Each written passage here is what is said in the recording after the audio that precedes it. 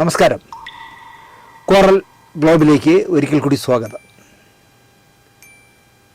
എന്നെ കൂടുതൽ പേരും അറിയുന്നത് സിനിമയെക്കുറിച്ച് സംസാരിക്കുന്നതാണ്.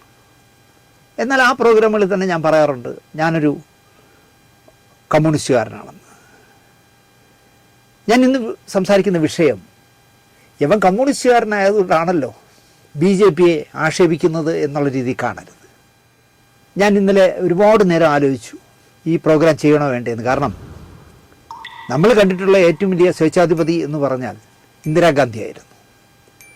നാവടക്കൂ പണിയെടുക്കൂ എന്ന് പറഞ്ഞിട്ട് നമ്മുടെ എല്ലാവരെയും, ഇന്ത്യയിലെ മുഴുവൻ ജനങ്ങളെയും കൂച്ചുവിലങ്ങിട്ട് ഒരു ഏകാധിപതി കുറേ കാലം നമ്മളെയൊക്കെ ചവിട്ടി മെതിച്ച് ഭരിച്ച കാലങ്ങളായിരുന്നല്ലോ അടിയന്തരാവസ്ഥ. ഇപ്പോൾ അടിയന്തരാവസ്ഥയില്ല. പക്ഷേ അടിയന്തരാവസ്ഥയേക്കാൾ ഭീകരമായ പ്രവൃത്തികളാണ് ഓരോ ദിവസവും കേന്ദ്രം ഭരിക്കുന്ന പാർട്ടി നടത്തിക്കൊണ്ടിരിക്കുന്നത്. സഹികെട്ടാണ് ഞാൻ ഈ പ്രോഗ്രാം ഇന്ന് ചെയ്യുന്നത്. അതിപ്പോൾ ഏത് സുപ്രീം കോടതിയിലെ ജഡ്ജിയെയും സ്വാധീനിക്കാൻ ഈ ഭരിക്കുന്നവർക്ക് കഴിയുന്നു. കാരണം നീ പെൻഷനായാൽ ഒരു എല്ലും കഷ്ണം വെച്ച് കാണിച്ചിട്ട് പറയും, നീ പെൻഷനായാൽ നിന്നെ ഞാൻ അടുത്ത ഇന്ന പോസ്റ്റ് തരുമെന്ന് പറയുമ്പോൾ ഇവർക്ക് പക്ഷം പിടിച്ച് നിൽക്കുന്ന ഒരവസ്ഥയിലേക്ക് കുറേ ജഡ്ജിമാരെയെങ്കിലും കൊണ്ടുപോകാൻ കഴിയും. നമുക്കറിയാമല്ലോ ഈ അടുത്ത കാലത്ത് എത്ര ഹൈക്കോടതി ജഡ്ജിമാർ പെൻഷനായപ്പോൾ അല്ലെങ്കിൽ നിർബന്ധ പെൻഷൻ വാങ്ങിപ്പോയിട്ട് എവിടെയൊക്കെ എങ്ങനെയൊക്കെ മത്സരിച്ചു, എവിടെയൊക്കെ ഇരിക്കുന്നു എന്ന് നമുക്കറിയാമല്ലോ. അതുപോലെ തെരഞ്ഞെടുപ്പ് കമ്മീഷണർ ഒരു TN ശേഷനെ പോലെ ഒരാളിപ്പോൾ ഇരുന്നിരുന്നുവെങ്കിൽ ഒന്നുകിൽ അയാളെ കൊല്ലേണ്ടി വരും, ഇല്ലെങ്കിൽ അദ്ദേഹം രാജിവെച്ച് പോകേണ്ടി വരും. പ്രശ്നങ്ങളാണ്, ദിവസവും പ്രശ്നങ്ങളുടെ മുകളിൽ പ്രശ്നങ്ങളാണ്. ഞാനിത് ചെയ്യാനായിട്ട് ആലോചിക്കുമ്പോൾ ഇന്ത്യൻ പാർലമെൻറ്റിൽ ലോക്സഭയിൽ സജയ് സിംഗ് എന്ന് പറയുന്ന ആം ആദ്മി പാർട്ടിയുടെ ഒരു MP പ്രസംഗിക്കുന്ന ഒരു പ്രസംഗം കേട്ടു. ഞാനിതിൽ അദ്ദേഹത്തിൻ്റെ ഫോട്ടോ കാണിക്കാം. അദ്ദേഹം പറയുന്ന ഓരോ വാചകവും അമിത്ഷായുടെയും നരേന്ദ്രമോദിയുടെയും ചങ്കു പൊത്ത് അപ്പുറത്ത് പോകുന്ന ഡയലോഗാണ് അദ്ദേഹം അടിക്കുന്നത്. അതിൽ നരേന്ദ്രമോദി ഇരിക്കുന്ന ഒരു ഇരിപ്പ് കാണണം നിങ്ങൾ. നിയമസഭയിൽ നിന്ന് ലോക്സഭയിൽ നിന്ന് വരുന്നതായതുകൊണ്ട് നമുക്ക് ഫ്രീ ആയിട്ട് വേണമെങ്കിൽ അത് സെർച്ച് ചെയ്തെടുക്കാം. അതെടുക്കാൻ കഴിഞ്ഞില്ലെങ്കിൽ ഞാൻ മോഡി ഇരിക്കുന്ന ഫോട്ടോയെങ്കിലും കാണിക്കാം. അദ്ദേഹം പറയുന്നത്, സജയ് സിംഗ് പറയുന്നത്, പശുക്കളെ കശാപ്പ് ചെയ്യുന്ന ആളുകളിൽ നിന്നും പാർട്ടിക്ക് സംഭാവന ഇരിക്കുന്ന BJPക്കാർ എന്നെ ചോദ്യം ചെയ്യുകയാണോ എന്നാണ് അദ്ദേഹം നരേന്ദ്രമോദിയുടെ മുഖത്ത് നോക്കി വിരൽ ചൂണ്ടിക്കൊണ്ടാണ് ചോദിക്കുന്നത്. പശുവിനെ കശാപ്പ് ചെയ്യുന്ന ആളുകളിൽ നിന്ന് പാർട്ടി ഫണ്ട് പിരിക്കുന്ന BJPക്കാരാ നീയൊക്കെയാണോ എന്നോട് ചോദിക്കുന്നത് എന്നാണ് അദ്ദേഹം ചോദിക്കുന്നത്. അപ്പോൾ ആ നരേന്ദ്രമോദിയുടെ ഒരു ഇരിപ്പ് കാണണം. ഒന്നാമത് 75 വയസ്സാവാൻ പോകുന്നു. അകാല വാർദ്ധക്യം ബാധിച്ച പോലെ, ജരാനരം ബാധിച്ചതുപോലെ, അല്ലെങ്കിൽ രക്തമില്ലാത്ത പോയതുപോലെ ഉത്തരം മുട്ടിയിരിക്കുന്ന നരേന്ദ്രമോദിയെ ആ വീഡിയോയിൽ നമ്മൾ കാണണം. നരേന്ദ്രമോദിയുടെ സുഹൃത്ത് അദാനി ബംഗ്ലാദേശിലേക്ക് വൈദ്യുതി സപ്ലൈ ചെയ്യുന്നു, നിങ്ങൾക്കറിയാമോ? എന്നിട്ടാണോ ഞങ്ങളെ കുറ്റം പറയുന്നതെന്നും മതേതരത്വത്തോട് BJPക്കാർക്ക് ഒരു കൂറുമില്ല എന്നും ഒക്കെ ഈ സജയ് സിംഗ് ചോദിച്ചുകൊണ്ടേയിരിക്കുന്നു. ഒരക്ഷരം അമിത്ഷായും മിണ്ടുന്നില്ല. അമിത്ഷാ എണീറ്റ് നിൽപ്പുണ്ട്, ഒരു ചെറിയ ചിരിയോടെ നിനക്ക് ഞാൻ വച്ചിട്ടുണ്ടെന്നുള്ള രീതിയിൽ നിൽപ്പുണ്ട്. പക്ഷേ മോഡി താടിക്ക് കൈയും കൊടുത്തിരിക്കുന്നു. ദർശനം നടത്താൻ ആഗ്രഹിക്കുകയാണെങ്കിൽ നാം കാശിയിലേക്ക് പോകും. മഹാകാളിയെ ദർശനം നടത്താനായി നാം ഉജ്ജയിനിയിലേക്ക് പോകും. പ്രഭു ശ്രീരാമചന്ദ്രൻ്റെ ദർശനത്തിനാണെങ്കിൽ നാം അയോധ്യയിൽ പോകും. എന്നാൽ BJPക്കാർക്ക് ദർശനം നടത്താൻ തോന്നുമ്പോൾ അവർ മസ്ജിദുകളിലേക്കാണ്, പള്ളികളിലേക്കാണ് ഭഗവാനെ കാണാനായി പോകുന്നത്. ഭഗവാനെ കാണാനായി മസ്ജിദുകളിലേക്ക് പതിവായി ഇവർ പോകുന്നു. അമ്പലം കണ്ടെത്താനായി മസ്ജിദുകൾ കുഴിക്കുകയാണവർ രാജ്യം മുഴുവൻ. ഭാരത് കുഴിക്കൽ യോജന, എനിക്കത് ഭയങ്കര ഇഷ്ടപ്പെട്ട ആ പേര്. ഭാരത് കുഴിക്കൽ യോജന നടന്നുകൊണ്ടിരിക്കുകയാണ് രാജ്യത്ത്. ഇത്രയും കുഴിച്ചെടുത്ത സ്ഥിതിക്ക് ഒരു കാര്യം ഞാൻ പറയാം. നാളെ ആരെങ്കിലും വന്ന് പറയാൻ സാധ്യതയുള്ളതാണ്. ഈ പാർലമെൻറ്റും കുഴിക്കണം.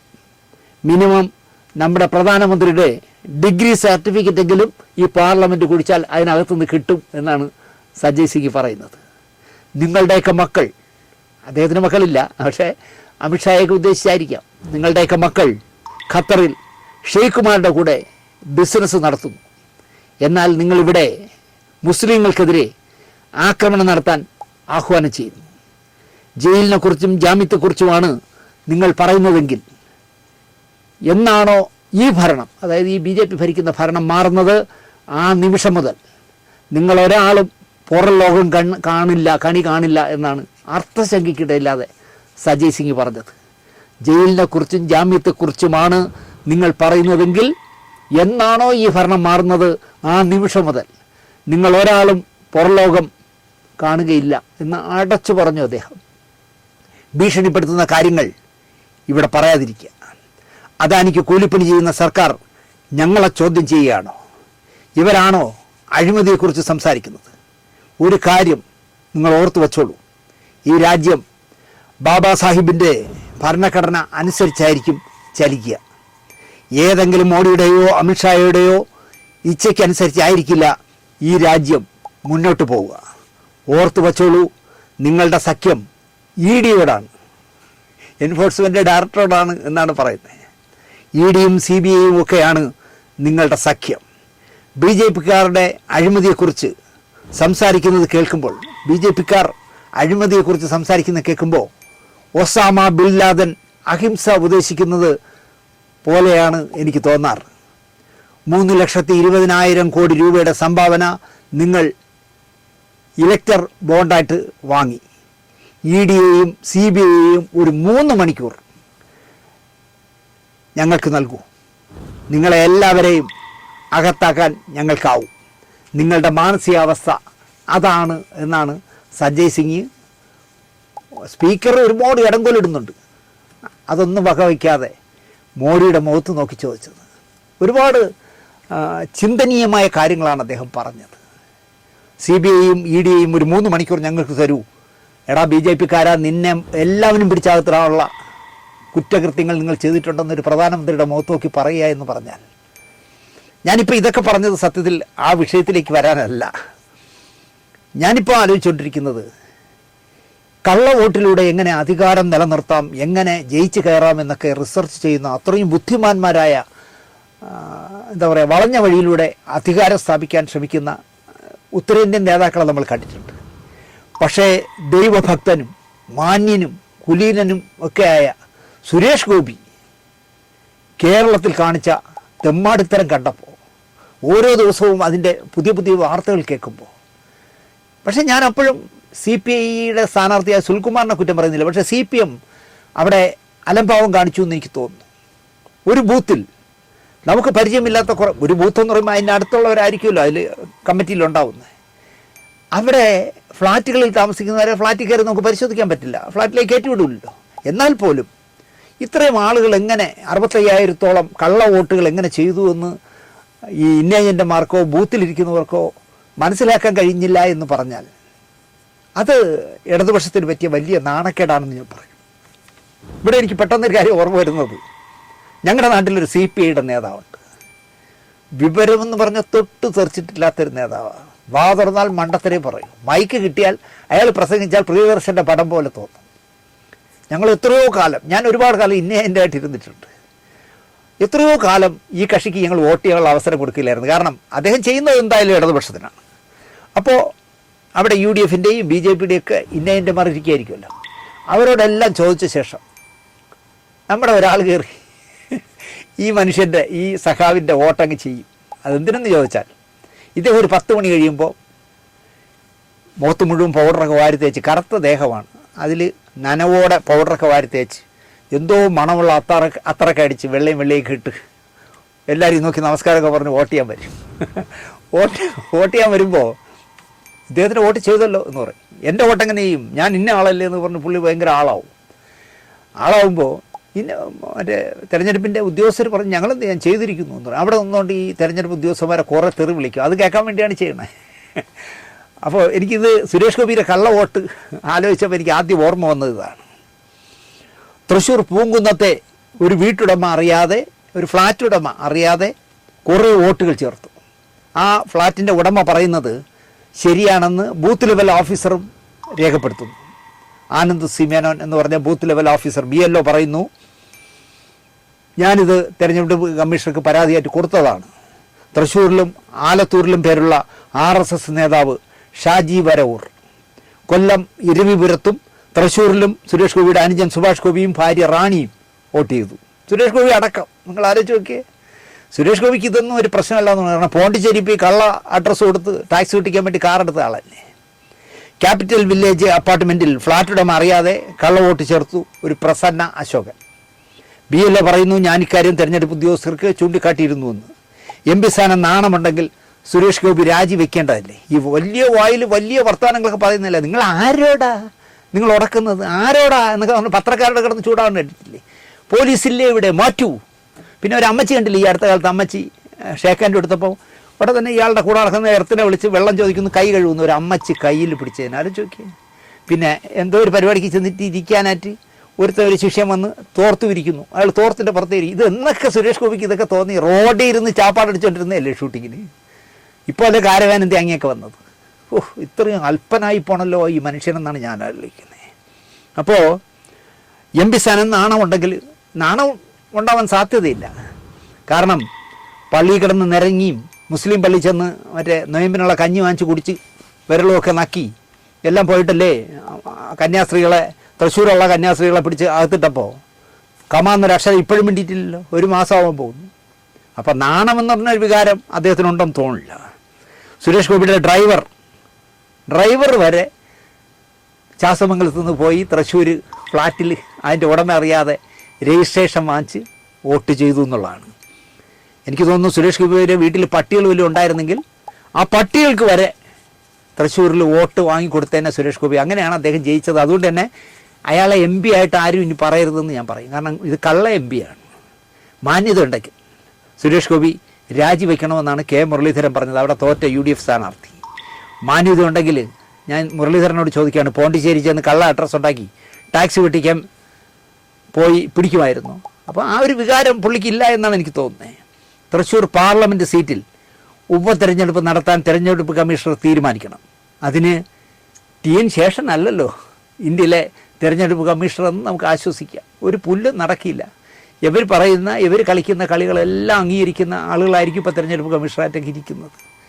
പരാതി ഉണ്ടെങ്കിൽ കോടതിയിൽ പോകാനാണ് BJPയുടെ മറ്റേ പെട്രോളിൻ്റെ വില കുറയുമ്പോൾ കേരളത്തിൽ കൂടുക സ്വാഭാവികം എന്ന് പറഞ്ഞ കണക്ക് പറഞ്ഞ മുരളീധരയില്ലേ, അയാൾ പറയുന്നത് ഞങ്ങൾ കള്ളവോട്ട് ചെയ്തുവെങ്കിൽ അല്ല പരാതി ഉണ്ടെങ്കിൽ കോടതി പോകാനാണ് അദ്ദേഹം ഉപദേശിക്കുന്നത്. അതിന് ഇയാളുടെ ഉപദേശം വേണോ എന്ന് ആരും ഒരു പത്രക്കാരനും ചോദിച്ചില്ല. ഞങ്ങൾ കള്ളവോട്ട് ചെയ്തുവെങ്കിൽ CPM കോൺഗ്രസും ഉത്തരം പറയണമെന്നാണ് ഒണിയൻ സുരേന്ദ്രൻ പറയുന്നത്. ഞങ്ങൾ കള്ളവോട്ട് ചെയ്യും, അത് ഞങ്ങളെ മിടുക്ക്. ഇതായിപ്പോൾ പറഞ്ഞിട്ടില്ലേ ഞാൻ തൃശ്ശൂർ ഇരിക്കാമെന്ന്. കാരണം കള്ളവോട്ട് ഒരുപാട് ചേർത്തിട്ടുള്ളോട്ടെ. EC വാക്ക് ഓവറിൽ ജയിച്ച് നിയമസഭയിൽ MLA ആയിക്കളയാം. ഇനി മുഖ്യമന്ത്രി ആവാനാണോന്നറിയില്ല. ഇപ്പോൾ അദ്ദേഹം പറയുന്നു പാർട്ടി അഖിലേന്ത്യാ പാർട്ടിയാണ്, പക്ഷേ ആ പാർട്ടിയൊന്നും തീരുമാനിക്കേണ്ട, സംസ്ഥാന പ്രസിഡന്റ് രാജീവ് ചന്ദ്രശേഖരനും തീരുമാനിക്കേണ്ട, ഒറ്റയ്ക്കങ്ങ് തീരുമാനിക്കണം ഞാൻ തൃശ്ശൂർ നിൽക്കും. കാരണം ഒരുപാട് കള്ളവോട്ട് സുരേഷ് ഗോപി ചേർത്തിട്ടുണ്ട്, അവരെല്ലാം കൂടെ വോട്ട് ചെയ്താൽ എനിക്ക് ജയിക്കാമെന്ന് പറഞ്ഞ് നിൽക്കുന്ന ആളാണ്. അപ്പോൾ അദ്ദേഹം പറയാണ് ഞങ്ങൾ കള്ളവോട്ട് ചെയ്തുവെങ്കിൽ CPM കോൺഗ്രസും ഉത്തരം പറയണമെന്നാണ് അദ്ദേഹം പറയുന്നത്. ഞാൻ ആരാ നീ ആരാ എന്നൊക്കെ വീമ്പി പറയുന്നതല്ലാതെ ഒരക്ഷരം ഈ നേരം വരെ സുരേഷ് ഗോപി ഉരിയാടിയിട്ടില്ല. വോട്ട് കൊള്ളയും ബീഹാറിൽ 65 ലക്ഷം വോട്ട് നശിപ്പിച്ചതുമൊക്കെ ദിവസവും വിവാദമായിക്കൊണ്ടിരിക്കുന്നു. വിവാദമാകുമ്പോഴൊക്കെ തെരഞ്ഞെടുപ്പ് കമ്മീഷണർ പറയുന്നത് ഇയാളെ രാഹുൽ ഗാന്ധിയെ പിടിച്ചകത്തിട്ടുള്ള ഭീഷണിപ്പെടുത്തുകയാണ്. S. അജയ്കുമാർ എന്നാണ് സുരേഷ് ഗോപിയുടെ ഡ്രൈവറുടെ പേര്. ശാസ്തമംഗലം നിവാസിയാണ്. ശാസ്തമംഗലത്താണ് അയാൾ വോട്ട് ചെയ്യുന്നത്. പൂങ്കുന്നത്ത് ക്യാപിറ്റൽ വില്ലേജ് അപ്പാർട്ട്മെൻറ്റിൽ വിലാസം കൊടുത്ത് എങ്ങനെ സുരേഷ് ഗോപിയുടെ ഡ്രൈവർ വോട്ട് ചെയ്തു എന്നും സുരേഷ് ഗോപി പറയണം. പക്ഷേ അപ്പോൾ സുരേന്ദ്രൻ പറഞ്ഞിട്ടില്ല ഞങ്ങൾ കള്ളവോട്ട് ചെയ്യും, പരമ്പരാഗതമായി ഞങ്ങൾ കള്ളവോട്ട് ചെയ്യുന്നവരെന്നാണ് അയാൾ പറയുന്നത്. വോട്ട് മാറ്റുകയാണെങ്കിൽ 6 മാസം കുറഞ്ഞത് പുതിയ വിലാസത്തിൽ താമസിച്ചിരിക്കണം എന്നാണ് സുപ്രീം കോടതിയുടെ ഉത്തരവ്. 6 മാസം ചുരുങ്ങിയത് താമസിച്ച ആളിനെ പുതിയൊരു സ്ഥലത്ത് വോട്ട് ചെയ്യാവും. ഇന്ത്യയിൽ എവിടെ വേണമെങ്കിലും നമുക്ക് വോട്ട് ചെയ്യാം, പക്ഷേ അവിടെ 6 മാസമായി സ്ഥിര താമസക്കാരനായിരിക്കണം. ആ ഉത്തരവ് കാറ്റിൽ പറത്തി സുരേഷ് ഗോപിയുടെ അനുജനും ഡ്രൈവറും ഭാര്യയും എല്ലാം 115-ാം ബൂത്തിൽ വന്ന് വോട്ട് രേഖപ്പെടുത്തിയതെങ്ങനെ? വിലാസം ഒരു RSS നേതാവിൻ്റെ, ഭാരത് ഹെറിറ്റേജ് എന്ന് പറഞ്ഞ ഒരു RSS നേതാവിൻ്റെ ഫ്ലാറ്റിൻ്റെ അഡ്രസ്സാണ് കൊടുത്തിരിക്കുന്നത്. അപ്പോൾ അതുമാത്രമല്ലെന്നേ, ഭാരതീയ വിചാര കേന്ദ്രം എന്ന് പറഞ്ഞാൽ ഈ RSSൻ്റെ സൈദ്ധാന്തികരുടെ താവളമെന്നാണല്ലോ പറയാറ്. അവിടുത്തെ ഒരു തൃശ്ശൂരിലുള്ള RSS സൈദ്ധാന്തികനായ തൃശ്ശൂർ മേഖലാ സെക്രട്ടറി ഷാജി വരവൂർ, ആലത്തൂർ 8-ാം വാർഡിൽ വോട്ടുള്ള ആളാണ്. അയാളും ഭാര്യയും ഭർത്താവും ഭാര്യയും കൂടെ പൂങ്കുന്നത്ത് ഇല്ലൻ്റെ ഉദയ അപ്പാർട്ട്മെൻറ്റിൽ താമസക്കാരായി എങ്ങനെ കള്ളത്തരം കാട്ടിയെന്നും ഇനിയിപ്പോൾ കോടതിയിലൊക്കെ പറയേണ്ടി വരും, കേസാവുമല്ലോ. ബിജു പുളിക്കൽ പാലക്കാരനാണ്, തൃശ്ശൂർ വോട്ട് രേഖപ്പെടുത്തിയിട്ട് പോയി. ഇവരാരും തൃശ്ശൂരിലെ താമസക്കാരല്ല എന്നതാണ് ഏറ്റവും വലിയ തമാശ. ഇന്ത്യയിൽ എവിടെയും ഒരു പൗരന് വോട്ട് ചെയ്യാൻ അവകാശമുണ്ട്. പക്ഷേ അതിൽ സുപ്രീം കോടതി ഒരു ക്ലോസ് വച്ചിട്ടുണ്ട്. അത് പറയാൻ കാര്യം, ഗോഹട്ടി ഹൈക്കോടതി ഒരു ഉത്തരവ് ഇറക്കിയിട്ടുണ്ട്. 1999 election commission versus Manmohan Singh എന്ന കേസിൽ സുപ്രധാനമായ ഒരു കാര്യം അടിവരയിട്ട് സുപ്രീം കോടതി പറഞ്ഞിട്ടുണ്ട്. സ്ഥിരമായിരിക്കണം താമസം, കാഷ്വലാകാൻ പാടില്ല, താൽക്കാലികമാകാൻ പാടില്ല. എവിടെയാണോ അവിടെ സ്ഥിരതാമസമാണ് എന്ന് ബോധ്യപ്പെടുത്തിയാൽ മാത്രമേ അയാൾക്ക് വോട്ട് ചെയ്യാനുള്ള അവകാശം കൊടുക്കാവൂ. സുരേഷ് ഗോപിയുടെ 11 പേരുള്ളവർ, സുരേഷ് ഗോപിയുടെ ബന്ധുക്കളായ 11 പേരുള്ള ക്യാപിറ്റൽ വില്ലേജ് അപ്പാർട്ട്മെൻറ്റിലെ സ്ഥിരവാസക്കാരനല്ല ഈ 11 പേരും. ഡ്രൈവറോ ബിജു പുളിക്കനോ ഷിജു വരവൂരോ കൂടെയുള്ളവരോ ബന്ധുക്കളോ തൃശ്ശൂരിൽ സ്ഥിര താമസക്കാരുമല്ല. ഈ ക്ലോസിൽ പെർമനൻ്റ് താമസക്കാരുമല്ല. അപ്പോൾ ഇവർക്കെങ്ങനെ തൃശ്ശൂരിൽ ഈസിയായി വോട്ടർ പട്ടികയിൽ ഇടം നേടാനായി എന്ന് ചോദിച്ചാൽ ഉത്തരം പറയേണ്ട സുരേഷ് ഗോപി വായില്ല കുന്നിലപ്പനെ പോലെ ഇങ്ങനെ അന്തമാർ വയ്ക്കുന്ന വിവിധയിനം കണ്ണാടികൾ വെച്ച്, ഒരു കാലത്ത് മമ്മൂട്ടിയായിരുന്നു ഇങ്ങനെ നടത്തുന്നത്. ഇപ്പോൾ സുരേഷ് ഗോപിയാണ് ഈ കണ്ണടയുടെ സ്പെഷ്യലിസ്റ്റ്. ഈ MGR ഒക്കെ വയ്ക്കുമ്പോഴത്തെ വലിയ കൂളിംഗ് ഗ്ലാസ്സൊക്കെ വെച്ച്, കാരണം ആരും കാണാതിരിക്കാൻ, സൈഡിൽ കൂടെ പോലും എന്നെ കാണരുത്, ഈ ചമ്മൽ മറയ്ക്കാൻ വേണ്ടി ചെയ്യുന്നതാണ്. വലിയ ഫ്രെയിമുള്ള കണ്ണാടിയൊക്കെ വെച്ച് നടക്കുകയാണ് ഒരു MP അല്ലെങ്കിൽ ഒരു മന്ത്രി. നിങ്ങൾ ആലോചിച്ച് എന്തൊരു നാണം കെട്ട കേന്ദ്രമന്ത്രിയല്ലേ. എനിക്കൊരുപാട് വിഷമം തോന്നി ഈ നാട്ടിലെ ജനാധിപത്യം പോകുന്ന പോക്ക്. ഇന്ദിരാഗാന്ധി പരസ്യമായിട്ടാണ് അടിയന്തരാവസ്ഥ പ്രഖ്യാപിച്ചത്. ഇത് അടിയന്തരാവസ്ഥ പ്രഖ്യാപിക്കാതെ അതിനേക്കാൾ തെമ്മാടിത്തരങ്ങൾ കാണിച്ചു കൂട്ടുന്ന ഒരു കൂട്ടരാണ് കേന്ദ്രം ഭരിക്കുന്നത്. എന്തായാലും രാഹുൽ ഗാന്ധി കള്ളവോട്ടിനെ കുറിച്ച് ബീഹാറിൽ നടക്കുന്ന 65 ലക്ഷം പേരുടെ വോട്ടിനെ വെട്ടിക്കളഞ്ഞ തെരഞ്ഞെടുപ്പ് കമ്മീഷനെതിരെ പടവാള ഒങ്ങിയതുകൊണ്ടാണല്ലോ സുരേഷ് ഗോപി എത്ര കള്ളത്തരം കാണിച്ചു എന്നുള്ളത് പുറത്തു വരുന്നത്. ദിവസവും വരെയാണ് 10, 20, 100 ഒക്കെ വെച്ചിട്ട്. അങ്ങനെ വരട്ടെ, നമുക്ക് നോക്കാം. സുനിൽകുമാറോ VS സുനിൽകുമാറോ K മുരളീധരനോ കോടതി പോകുമെന്നാണ് എൻ്റെ വിശ്വാസം. പോകണം എന്നാണ് ഞാൻ പറയുന്നത്. ഇയാളുടെ ഈ പാർലമെൻറ്റ് സ്ഥാനം, MP സ്ഥാനം രാജിവയ്പ്പിക്കണം, സുപ്രീം കോടതി വരെ പോയാലും. കാരണം അത്രയ്ക്ക് മോശമായ, ഹീനമായ, കേരളത്തിൽ കേട്ടുകഴിവില്ലാത്തൊരു പണിയാണ് പുള്ളി ചെയ്തിരിക്കുന്നതെന്ന് മാത്രം പറഞ്ഞുകൊണ്ട് ഈ എപ്പിസോഡ് ഇവിടെ അവസാനിപ്പിക്കുന്നു. നന്ദി, നമസ്കാരം.